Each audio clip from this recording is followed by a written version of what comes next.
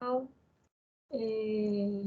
bom dia, ou boa tarde, ou boa noite, né? Vai depender da hora que vocês vão assistir a esse vídeo, tá? É a minha primeira experiência de estar gravando, né, essa videoaula aqui pela nossa plataforma Meet, né? Então, eu peço desculpa aí se a gente tiver algum problema na comunicação ou falha da internet, tá bom?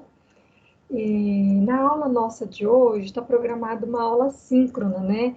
Então eu vou gravar aqui para vocês, vou deixar disponível lá na plataforma. Eu vou tentar colocar lá no Moodle essa aula, mas eu não sei se eu vou conseguir. Se não conseguir, eu vou deixar o link, eu vou subir a aula para o YouTube e deixo lá na plataforma Moodle o link para vocês terem acesso, tá? Eu vou abrir agora para vocês aqui a temática da nossa aula hoje, que eu costumo dizer que é uma aula muito produtiva, porque ela tira alguns mitos com relação à educação especial, tá bom? Então, o tema da nossa aula de hoje, ele vai tratar sobre o atendimento educacional especializado e o trabalho colaborativo na escola inclusiva. Esse tema, gente, ele é muito importante porque ele vai desmistificar algumas coisas, né? Principalmente relacionado ao papel do professor da sala regular, ao papel do professor da educação especial, como que ambos os profissionais eles podem se articular aí para promover uma educação, uma proposta de escola inclusiva, tá? Então, o objetivo geral da nossa aula de hoje é compreender como o atendimento educacional especializado e o trabalho colaborativo podem contribuir aí para a educação inclusiva. Os objetivos específicos da nossa aula de hoje é conhecer a proposta da educação inclusiva, conhecer o atendimento educacional especializado e a sua legislação, né? Conhecer a proposta do trabalho colaborativo, deixa eu só mudar um pouquinho aqui, entender os conflitos entre as propostas estabelecidas nas políticas e implementadas na prática aí do atendimento educacional especializado e do trabalho colaborativo e possíveis solução para a promoção da educação inclusiva. Eu vou tentar ser mais objetivo possível, né, para a aula não ficar muito cansativa para vocês assistirem, ok? E ressaltando, gente, lá no Moodle eu vou deixar especificações de como será a atividade da nossa disciplina baseado nessa videoaula, tá?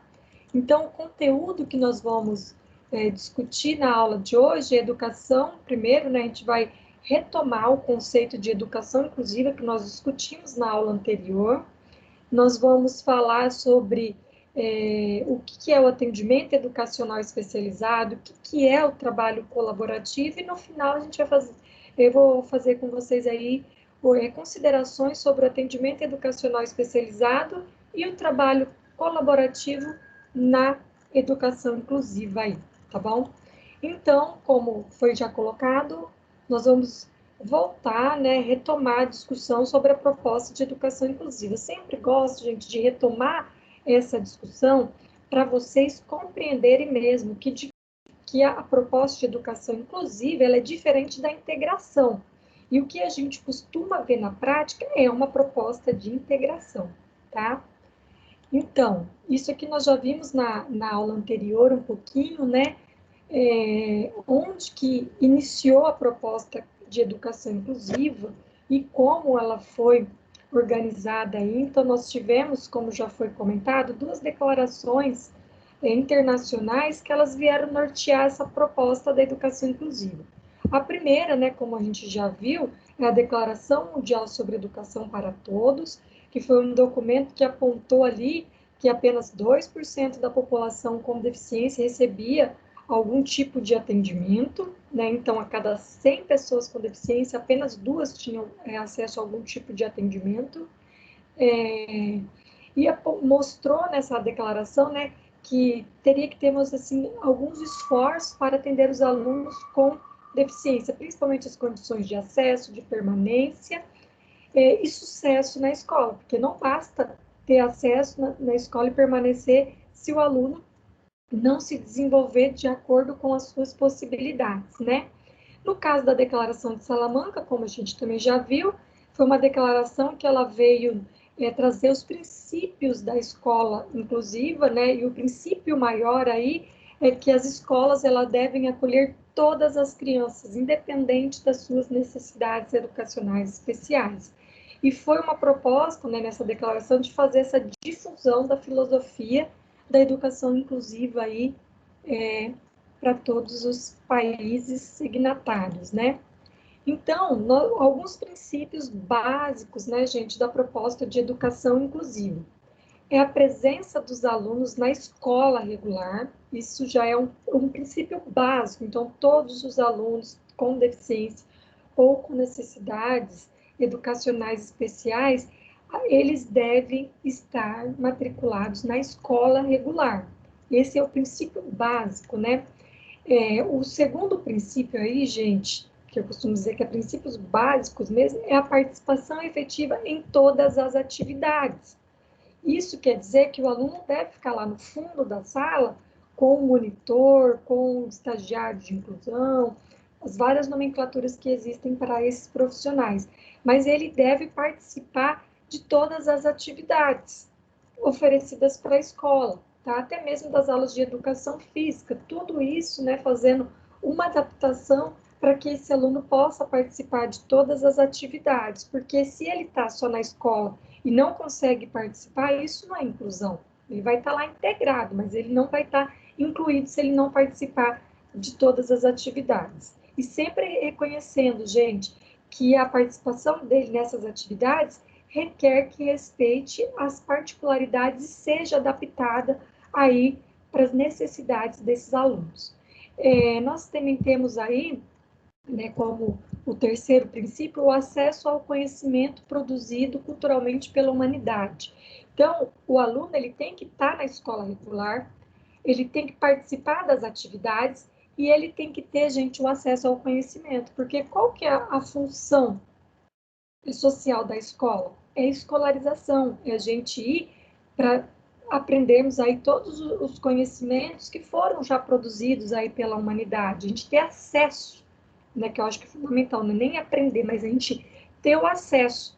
E a forma, né, que as pessoas com deficiência, elas vão compreender cada conhecimento, né, que for aí socializado para elas, isso vai depender de cada pessoa com deficiência, de cada particularidade, mas o importante é que elas tenham acesso a esse conhecimento. No caso, né, da educação inclusiva, como a gente já viu, nós temos, na aula passada, nós temos aí essas legislações que elas vão fazer alguns apontamentos, né, sobre como que deve ser a proposta de educação inclusiva.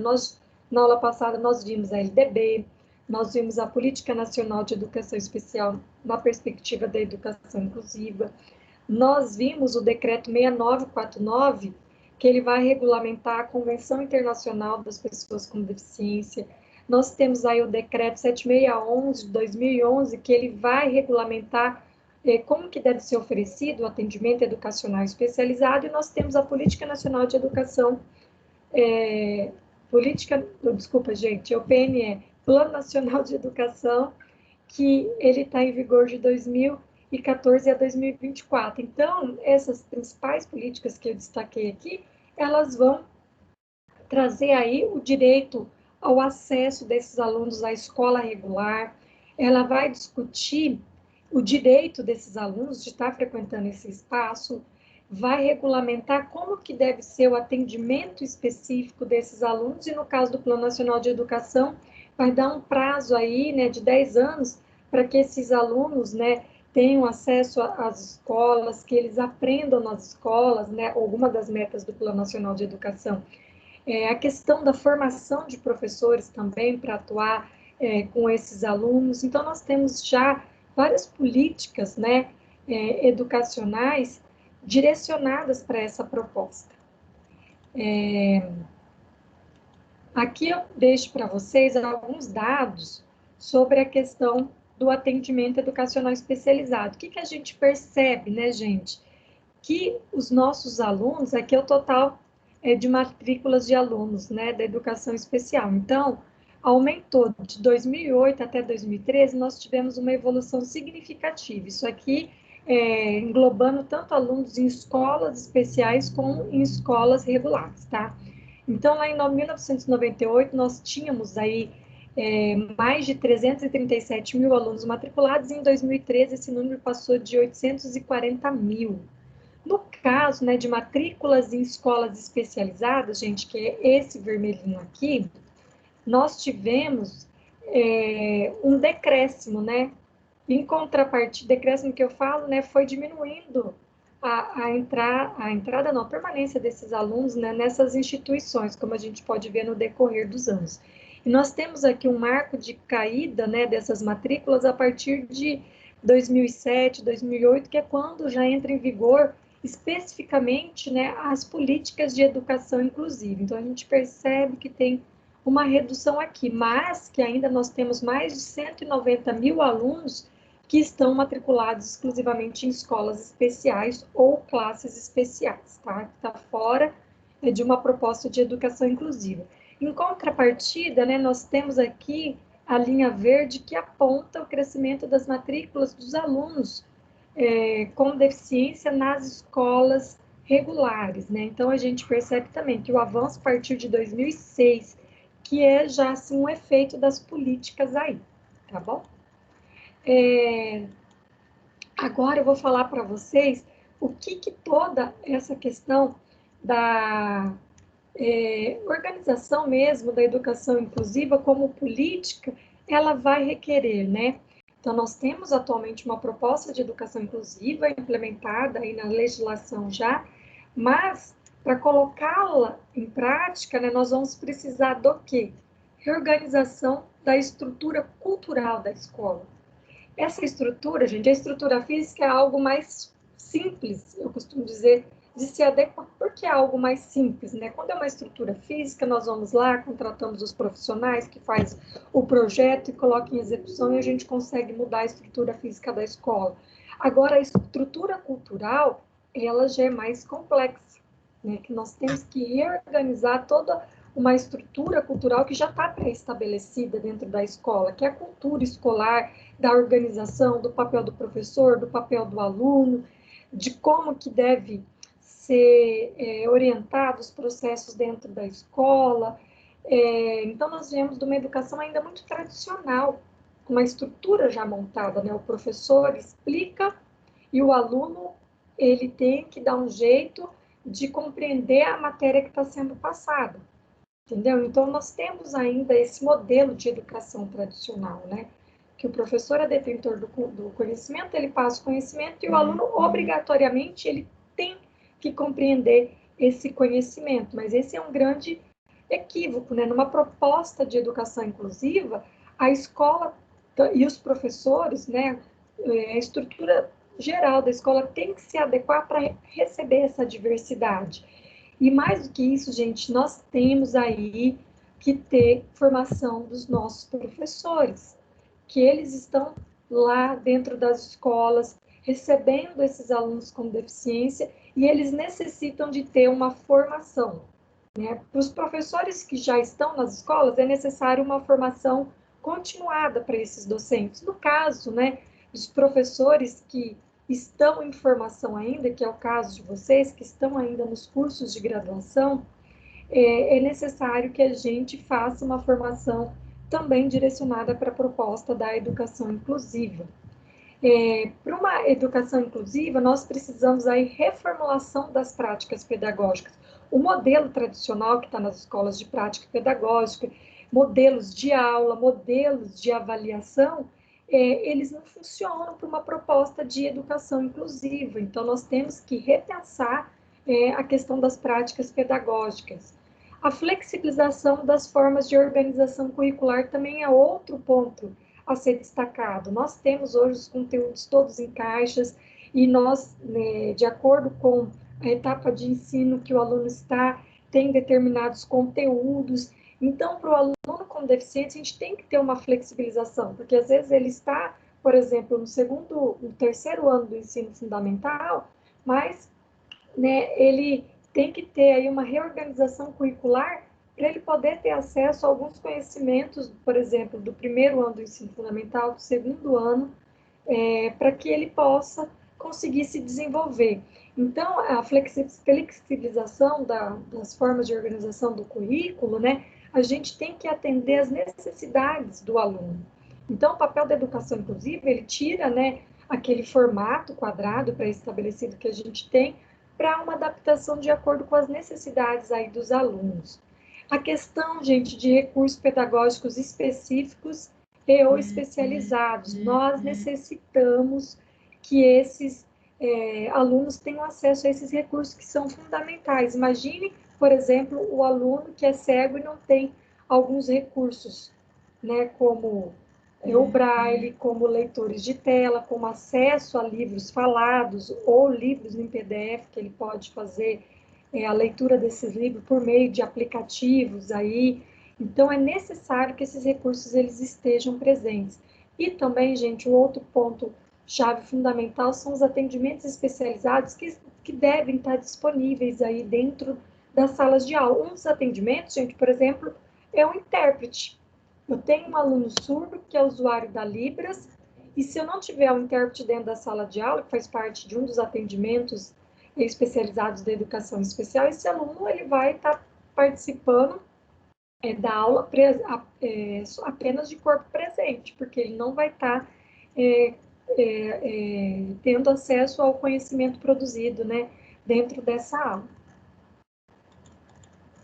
Então, nós vamos trabalhar um pouquinho, gente, sobre o conceito, né, de educação, de atendimento educacional especializado. Então, nós temos aí 2 documentos que vêm regulamentar esse atendimento. Nós temos lá na LDB de 1996, que fala que o atendimento educacional especializado, ele será feito em classes, escolas ou serviços especializados, tá? E depois nós temos a Política Nacional de Educação Especial na perspectiva da educação inclusiva, que ela vai regulamentar como que deve ser esse tipo de atendimento, sendo feito em classes, que no caso, gente, classes que está aqui seria salas de recurso multifuncional, ou as salas de atendimento educacional especializado, como mais ela é conhecida no nosso contexto. Então, nós temos lá a LDB, que ela veio colocar, né, como um direito, e depois nós temos a política de educação especial na perspectiva da educação inclusiva, que ela fala como tem que ser esse tipo de atendimento. De acordo com a política nacional de educação especial na perspectiva da educação inclusiva, cabe, né, a esse atendimento, qual que é a função do atendimento educacional especializado, né? Então, a função é identificar, elaborar e organizar recursos pedagógicos e de acessibilidade que eliminem as barreiras para a plena participação dos estudantes, considerando suas necessidades específicas.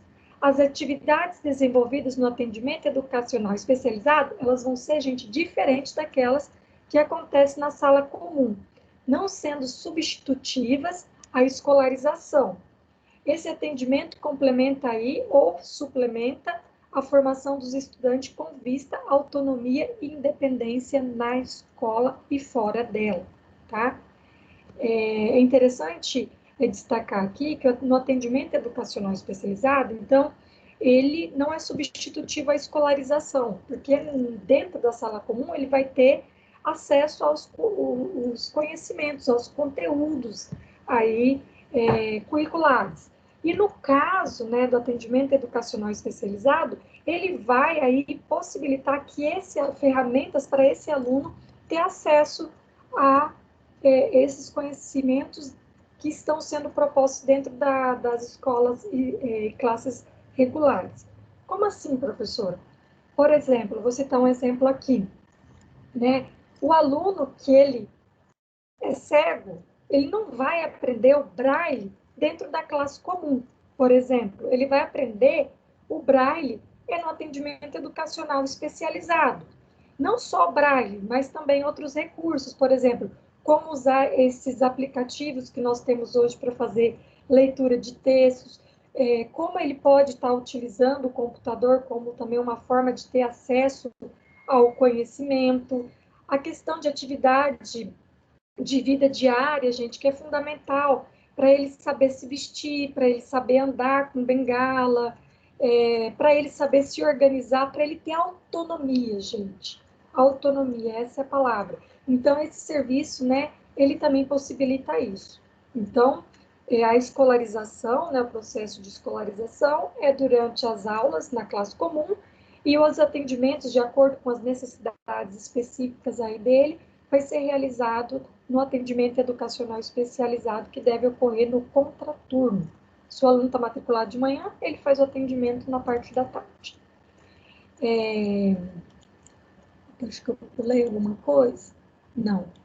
Então, o atendimento educacional especializado, conhecido como AEE, ele é organizado para suprir as necessidades de acesso ao conhecimento e a participação dos alunos com deficiência e dos demais que são público-alvo da educação especial nas escolas comuns.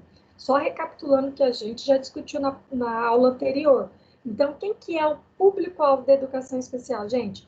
Os alunos com deficiência visual, que são cegos e com baixa visão, os alunos com deficiência auditiva, que são os alunos surdos e os que possuem uma perda auditiva, os alunos com deficiência física, os alunos com deficiência intelectual, que aqui entra o síndrome de Down e várias outras deficiências intelectuais. Nós temos altas habilidades e superdotação, que é considerado uma necessidade especial, e nós temos aí os alunos com transtorno do espectro autista, tá? Então, são esses 6 públicos aí que são atendidos, são considerados aí público-alvo da educação especial e são atendidos, pela legislação, eles têm o direito a serem atendidos pelo atendimento educacional especializado, ok? Então, outro ponto do AEI, que ele constitui uma oferta obrigatória dos sistemas de ensino, para elaborar aí constitui a oferta obrigatória do sistema de ensino, embora participar do AE não seja uma decisão do aluno e de seus pais. O que isso quer dizer? O atendimento educacional especializado, as escolas, tanto públicas quanto privadas, elas devem ofertar esse serviço para os alunos público-alvo da educação especial. Isso é uma obrigação dela, ela tem a obrigação de oferecer. Mas o aluno não tem, nem os pais não têm a obrigação, ele não é obrigatório o aluno frequentar. Então, por isso que a gente tem que fazer todo um trabalho de conscientização dos pais e dos alunos, porque esse tipo de serviço da educação especial, o atendimento educacional especializado, ele é fundamental para o desenvolvimento desse aluno dentro da sala regular. Então, a gente precisa fazer uma conscientização para que os alunos, eles participem, desse tipo de atendimento. E, então, quais são os objetivos do atendimento educacional especializado? Nós temos lá no início, que eu mostrei para vocês, uma legislação que ela vai regulamentar todos os serviços da educação especial, que nós temos aqui, que é aquela de 2011, tá? Que é aquele decreto de 2011. Então, quais são os objetivos do atendimento educacional especializado?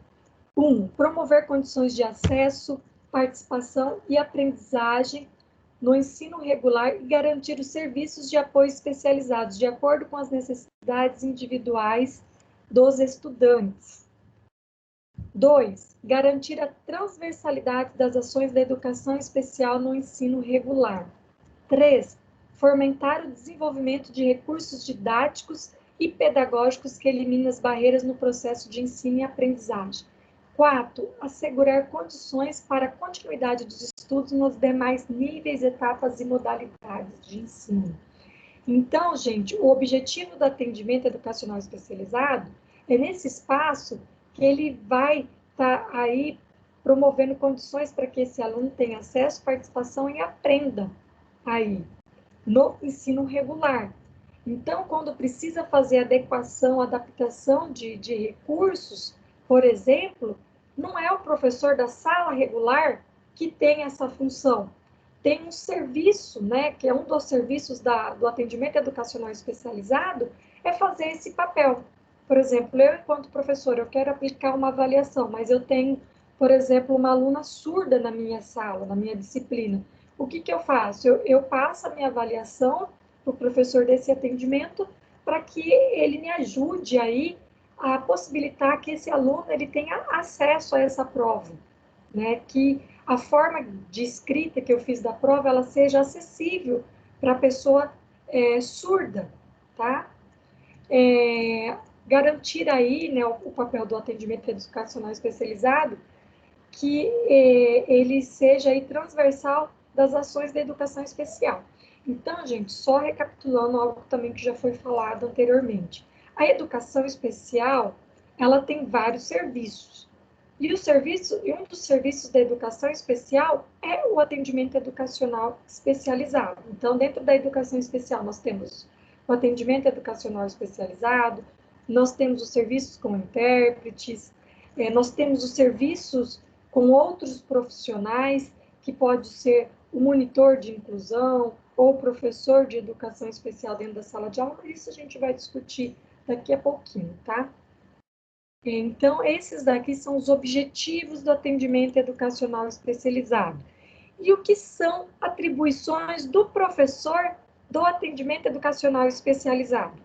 Só recapitulando, nós temos um professor da sala comum, da sala regular, e nós temos o professor do atendimento educacional especializado. Então, né, o que é atribuído, né, para esse professor? Esse professor de atendimento educacional especializado, ele tem aí como atribuição identificar, elaborar, produzir e organizar serviços, recursos pedagógicos de acessibilidade e estratégias considerando as necessidades específicas dos alunos. Então, gente, quem que vai fazer o trabalho? Tem um aluno com deficiência intelectual.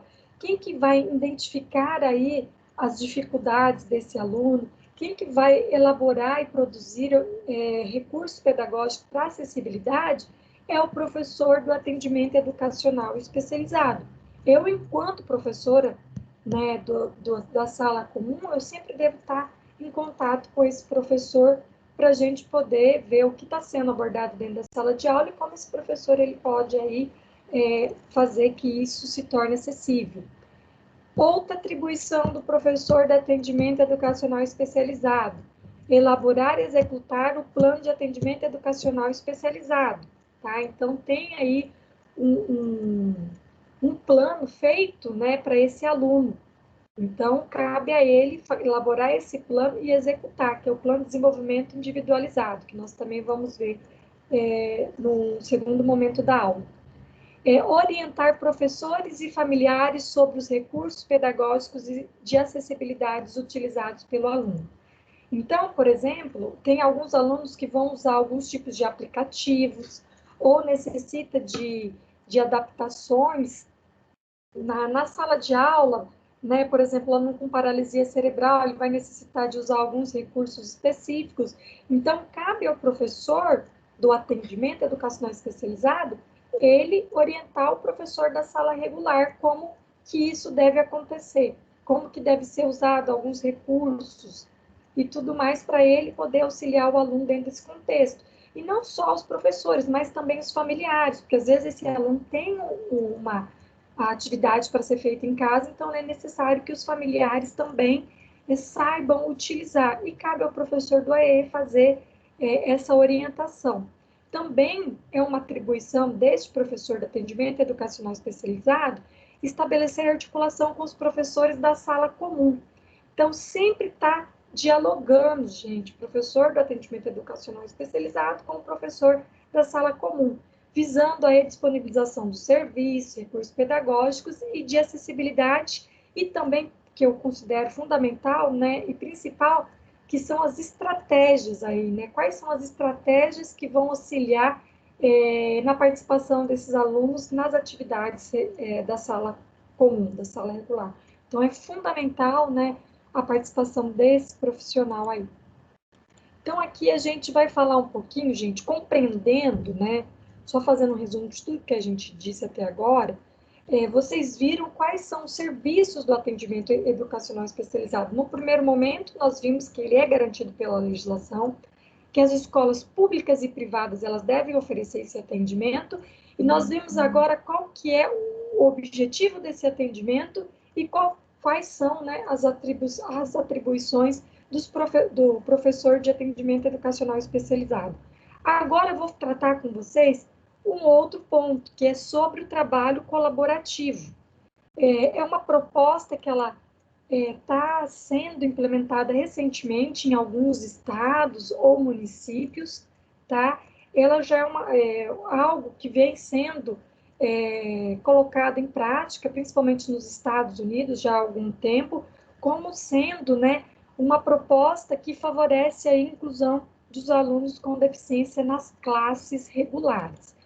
Então, falando um pouquinho sobre a questão do trabalho colaborativo, primeiro conceituar o que é colaboração. Então, nós temos aí esses pesquisadores que são dos Estados Unidos, que já vêm desde a década de 90, como a gente pode ver aqui, temos aí o Friend e Cook, né, eles vão dizer que a colaboração é como um estilo de interação entre, no mínimo, aí, dois parceiros equivalentes engajados num processo conjunto de tomada de decisões, trabalhando em direção a um objetivo comum, compartilhando-se responsabilidades e recursos. Então, quando eu falo em colaboração, são aí, no mínimo, duas pessoas, porque não tem como fazer uma colaboração uma pessoa apenas, então é no mínimo aí com duas pessoas, que elas têm aí um objetivo comum, que no caso aqui, trazendo para a nossa área, seria incluir o aluno. Então, nós temos dois professores com uma proposta de incluir o aluno, que eles vão compartilhar essas responsabilidades e recursos. Nós temos um outro autor aí que ele vai falar que a colaboração indica ainda que é imprescindível que cada um dos envolvidos tenha capacidade de fundir as suas habilidades em uma interdependência positiva, respeitosa, flexível, favorecendo o desenvolvimento de habilidades criativas para a resolução de um problema. Então, resumindo o que esse autor quer dizer, nós temos, né, como objetivo comum a inclusão do aluno, né? Mas a colaboração de dois indivíduos, cada um tem aí uma habilidade numa área. Por exemplo, o professor da sala regular, ele tem todas as habilidades, né, para aquela turma ou para aquela disciplina. Nós temos o professor da educação especial, que tem as habilidades direcionadas aos recursos, né, organização de atividades e tudo mais. Então, nós temos dois professores aí, cada um respeitando, né, o conhecimento do outro, que eles vão juntos aí criar resoluções para problemas comuns aí. Nós temos ainda, né, com relação à colaboração, algumas condições que são necessárias para que ocorram. A existência de um objetivo de equivalência entre os participantes, né? Então, ambos os participantes, eles têm que ter um objetivo, que no caso nosso seria a inclusão desse aluno com deficiência. Deve ter a participação de todos, gente, todos que eu falo é da seguinte forma: alguns professores da sala regular, quando chega, né, o professor da educação especial, ele acha que o problema dele já foi resolvido e que agora o aluno com deficiência ele deve ser o aluno do professor da educação especial e acaba delegando toda a responsabilidade para esse professor. Isso é um equívoco, né? Tem na colaboração, a própria palavra diz colaborar. Então, né, tem que ter a participação de todos. E o compartilhamento de responsabilidades. Cada professor tem a sua responsabilidade com aquele aluno. Então, isso deve ficar muito claro, né? Porque chegou um profissional específico, o professor da sala, ele deve abandonar esse aluno, tá? E compartilhamento de recursos e voluntarialismo. Portanto, o profissional especializado, ele não atua como um expert, mas como um parceiro. Então, o profissional da educação especial não vai ser aquele detentor de um conhecimento específico que vai chegar ali e vai jogar os conhecimentos para o professor da sala regular, mas ele serve como um parceiro para resolver todas as questões que envolvem a inclusão aí. Ele deve ser considerado como um parceiro aí, para que a prática do professor da sala regular, de fato, ela seja efetiva. Então, na proposta, gente, de trabalho colaborativo, nós temos duas vertentes. Nós temos aí a vertente do ensino colaborativo e da consultoria colaborativa, que eu vou explicar para vocês. Então, ensino colaborativo, 2 ou mais profissionais dando instruções substantivas para um diverso ou misto grupo de alunos no mesmo espaço físico. Então, eu tenho 2 profissionais dentro do mesmo espaço, atuando com um grupo diverso de alunos, com um grupo misto. O que isso quer dizer? Eu tenho um professor de educação especial dentro da sala regular, juntamente com o professor da sala regular. Então, são 2 profissionais aí atuando, né, dentro de um mesmo grupo, no mesmo espaço físico. Segundo Mendes aqui, um educador comum e um educador especial, eles vão dividir aí a responsabilidade de planejar, instruir, avaliar a instrução a um grupo heterogêneo de estudantes, sendo que esse modelo emergiu como uma alternativa aos modelos de sala de recursos, classes especiais ou escolas especiais, especificamente para responder às demandas das práticas de inclusão de estudantes com necessidades educacionais especiais. Então, aqui no estado de Minas Gerais, nós temos uma tentativa, né, dessa proposta de ensino colaborativo na rede estadual de ensino. A rede estadual, ela tem um professor especializado em educação especial, que ele está dentro da sala regular juntamente com o professor da sala comum. Então, nós já temos isso. O Estado, eles não tem a proposta de sala de recursos, mas o profissional está atuando diretamente dentro da sala regular. O que não pode acontecer, gente, é aquilo que eu já disse, deixar o aluno exclusivamente com esse professor e o professor da sala comum vai lá dar o conteúdo para os alunos que são considerados sem deficiência e o professor da educação especial fica lá no fundo da sala ou em outro espaço da escola com o aluno público-alvo da educação especial. Então, nós temos que tomar muito cuidado com isso, porque isso não é uma proposta de ensino colaborativo. Vocês conseguem compreender a importância de ter esses 2 profissionais? Se eu sou, por exemplo, professora de uma sala de alfabetização e eu tenho, né, um aluno com deficiência intelectual e eu, na escola que eu trabalho funciona dessa forma, né, com ensino colaborativo, um professor da educação especial junto comigo, o que eu vou ter, né, que fazer? Eu, enquanto professora, eu vou programar todo o meu plano de ensino juntamente com esse professor para que a gente torne acessível a todos os alunos, que a gente tem que reconhecer que a turma é heterogênea. Então, se eu tenho um aluno com deficiência intelectual, eu não domino, enquanto professora da sala comum, todas as competências da área de educação especial.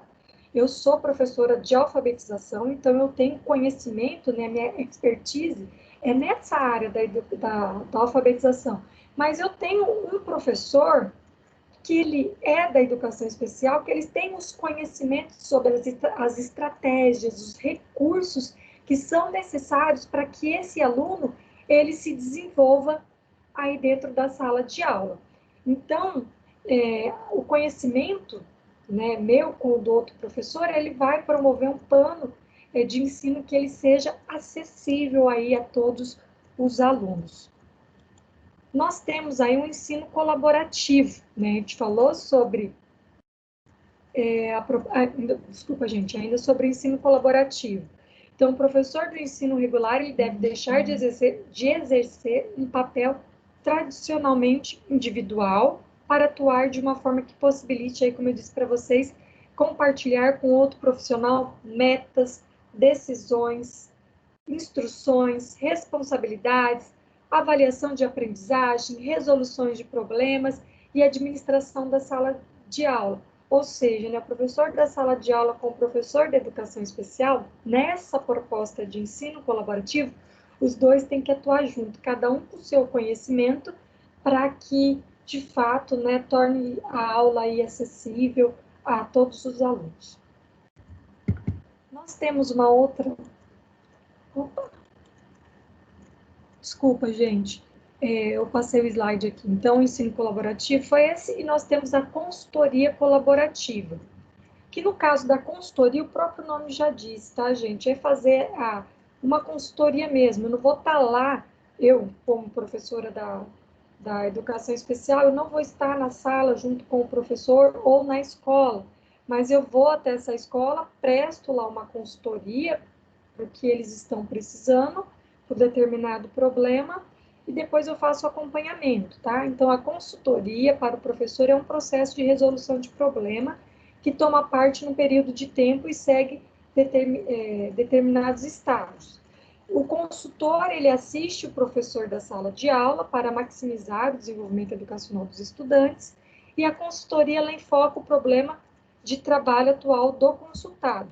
A ênfase no papel igualitário do consultado na contribuição para a resolução do problema, e o consultado está livre a todo tempo para aceitar ou rejeitar as propostas que foram recomendadas aí pela consultoria. Então, nós temos lá um professor que ele tem um aluno com um transtorno do espectro autista dentro da sala de aula.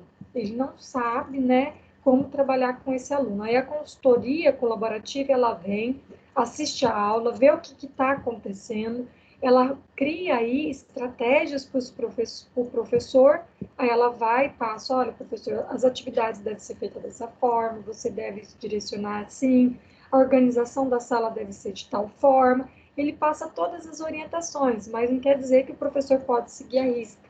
E ele sempre tem que ouvir também aí as angústias dos professores. Partindo agora, gente, para as considerações sobre o atendimento educacional especializado e o trabalho colaborativo na escola inclusiva. Então, já partindo para o fechamento da nossa aula, né, sobre a questão do atendimento educacional e do trabalho colaborativo. A educação especial, gente, atualmente ela está sendo reduzida apenas no AEE, que é aquele formato de sala de atendimento educacional especializado. Mas ela é uma proposta muito mais ampla, como a gente pode perceber. A proposta do MEC, né, para o atendimento educacional especializado, infelizmente, ela não possibilita o trabalho colaborativo, essa forma que foi desenhado pelo MEC. Por que ela não possibilita, né? Porque o aluno nem sempre ele faz o atendimento educacional especializado na sua escola. Então, por exemplo, o aluno frequenta a escola A de manhã, que ele faz a escola comum, e à tarde ele frequenta a escola B para fazer o atendimento educacional especializado. Então, como esses professores vão entrar em contato para poder promover ações que favoreçam aí o processo de aprendizagem do aluno? E também, né, é possibilitado a oferta do atendimento educacional especializado em instituições filantrópicas, por exemplo, como a PAI. Então, como professor da sala comum, ele vai ter o acesso aí fácil ao professor de escolas filantrópicas. E o atendimento educacional especializado, atualmente, ele está focado no plano de desenvolvimento individual do aluno. O que isso quer dizer? Que dentro do atendimento educacional especializado, o modelo do MEC hoje, faz um plano para o aluno, mas esse plano, ele fica restrito às atividades dentro do atendimento educacional especializado. Nós não temos um plano que vá para a sala de aula comum, entendeu? Para ser desenvolvido lá dentro da sala de aula regular. Falta de preparo do professor para lidar com o trabalho colaborativo, porque o professor da sala regular sempre espera que o professor do AE ou monitor de educação especial ou professor de educação especial, ele assuma a responsabilidade do aluno para ele. Então, nós temos esse grande problema, porque isso não é trabalho colaborativo. Se eu tenho um aluno com deficiência, chegou o professor de educação especial, acho que a minha responsabilidade acabou e a dele começou. Não é assim, tem que ter toda aquela colaboração conforme nós vimos. É o desafio do professor em abandonar o papel tradicionalmente individual dele e começar aí ter uma docência de forma compartilhada. Tipo, olha, eu conheço todos, né, os conhecimentos da minha área, mas eu vou ter que agora com outro professor repensar as minhas estratégias de ensino, as minhas estratégias de avaliação. Então, sai um pouco da zona de conforto. E garantir aos professores do AE e do ensino regular formação inicial e continuada que promovam aí, proporcionem a eles conhecimento sobre o trabalho colaborativo entre educação especial e ensino regular. Isso é fundamental, gente. Eu vejo os professores muito angustiados dentro da sala de aula. Ah, eu sou contra a proposta de educação inclusiva, porque chegou o aluno para mim, eu não sei lidar com esse aluno. Esse ano eu tive um aluno que é cego, o ano passado eu tive um aluno que era autista, eu não sei como é que eu organizo as minhas aulas. O professor, ele fica angustiado, mas ele não sabe, gente, qual é a função do professor do atendimento educacional especializado, do professor de educação especial. Aqui em Belo Horizonte, por exemplo, nós temos esses serviços disponíveis, mas os professores não conhecem essa proposta, né? Então, é fundamental que nós tenhamos aí uma formação continuada e inicial que promova aí conhecimento sobre a proposta de trabalho colaborativo dentro da classe regular. Algumas reflexões aí para a gente pensar, né? A primeira seria repensar as práticas de ensino voltadas para dos alunos, né, atendidos aí no atendimento educacional especializado, né, porque esse modelo que está sendo implementado pelo MEC, ele não favorece essa colaboração entre o professor da sala regular e o professor do atendimento educacional especializado. Então, precisamos repensar isso. Disponibilizar aos professores tempo de interação e planejamento comum. Então, eu não posso exigir, gente, até isso pensando na questão da qualidade, né, desse profissional, na qualidade mesmo do trabalho dele, e também da não exploração do profissional, que se o professor ele tem um aluno com deficiência matriculado na sala dele, ele tem que ter um tempo, né, dentro da carga horária dele, para que ele tenha esse planejamento, né, como professor da sala regular. Porque eu não posso exigir desse professor, né, condições de trabalho precárias e que ele vai fazer fora do seu horário de trabalho sem receber por isso. Então, eu tenho que ficar muito atenta, nós temos que ter um replanejamento aí, né, da organização do horário desse professor, para que ele não faça trabalhos fora do seu horário habitual.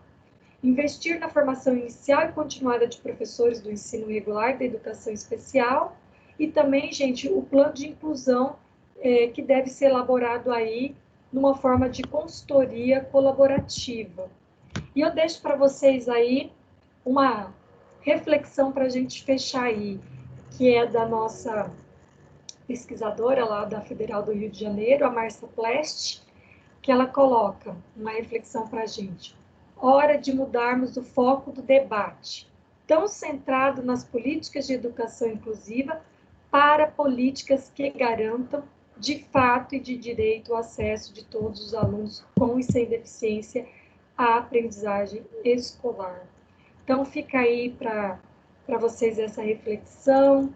Espero, gente, que o vídeo não tenha sido cortado, algo do tipo, e desculpa pelo tamanho da aula, tá?